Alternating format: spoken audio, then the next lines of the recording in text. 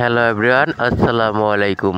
আশা করি আপনারা সকলে ভালো আছেন। আমি সাথে আছি ইসমাইল হোসেন, দেখছেন ইসমাইল মিডিয়া সেন্টার।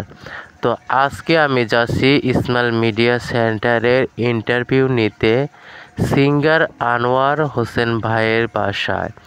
তো প্রথমেই ভাবছিলাম মধুপুর থেকে রওনা দিব।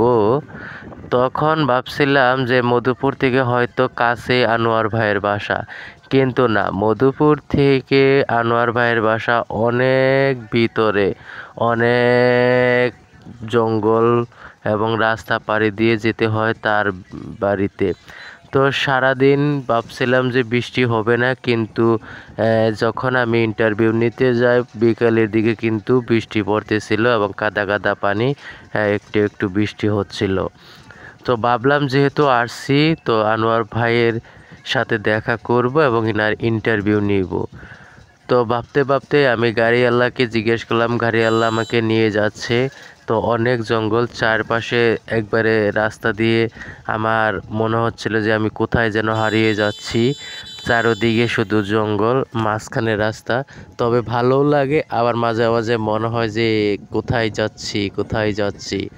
তো মধুপুর থেকে তাও ভালোই ভিতরে।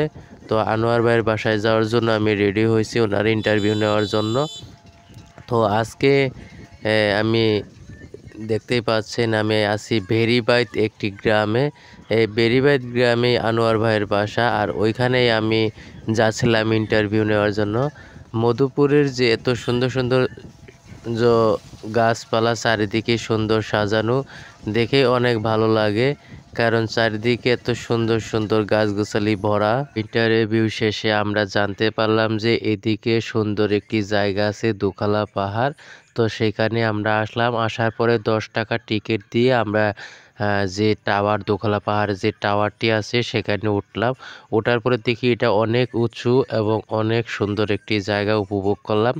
কারণ এখানে ওঠার পরে আমি যে চারিদিকে যে দোখালা পাহাড়টা সৌন্দর্যটা সেটা দেখতে পারলাম, খুব ভালো লাগলো। ভাবলাম ইস কত সুন্দর, এত উঁচুতে উঠে এত সুন্দর সুন্দর রিভিউ এবং জায়গাগুলো দেখব, কখনো ভাবি নাই। ধন্যবাদ সবাইকে।